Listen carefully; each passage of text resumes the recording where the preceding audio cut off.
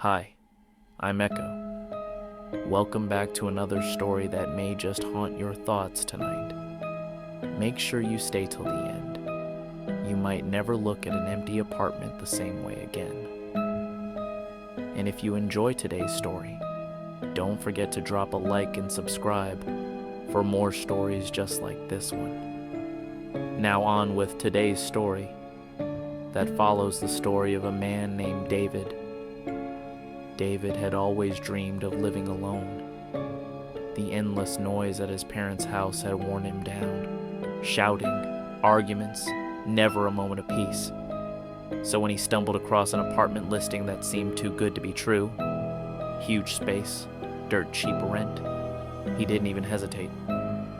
Sure, it was a little old, and the landlord seemed oddly relieved when David signed the lease without asking many questions. But David wanted freedom, and he was tired of second-guessing things. As he moved in, a strange chill clung to the walls, but he shook it off. Just old pipes, he thought. It started small.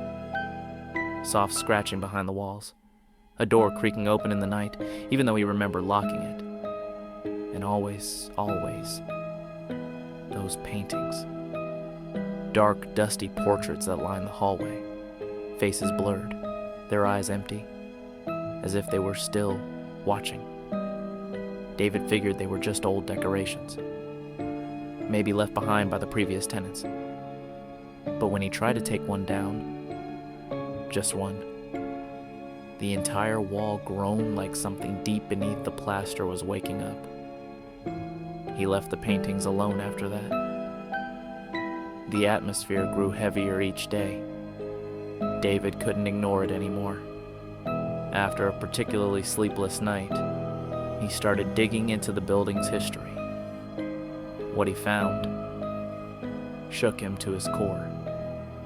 The apartment used to belong to a young girl named Lillian. She lived there decades ago, trapped by abusive parents who locked her away from the world. Her only escape was through painting, endless, desperate portraits, capturing faces she imagined from a life she never had. Each brushstroke was a plea for freedom, but freedom never came. They say one day, the paintings started painting themselves, and when Lillian died, her spirit stayed behind, still painting, still filling the halls with new faces, searching for someone who might understand her loneliness, someone who could take her place. David tried everything.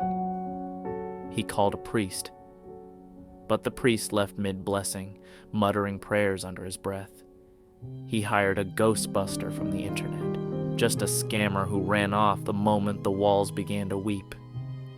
He even tried moving out. But every time he packed, he'd wake up the next morning with all his belongings neatly unpacked, as if nothing had happened. The paintings grew sharper each day. One face, in particular, started to look familiar. A man with tired eyes, a crooked smile, David's own face. It happened one night.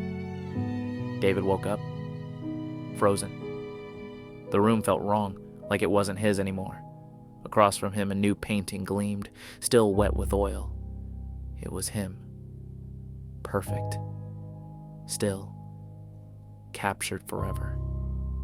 He tried to scream, to move, but his body had already become part of the apartment.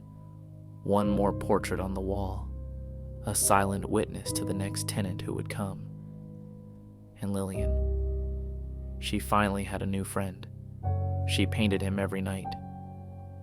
Today, the apartment remains listed, still incredibly cheap, still strangely untouched by time, waiting, patient, for its next tenant, its next portrait, its next story. So if you ever stumble across a cheap apartment, ask yourself, who lived there before you?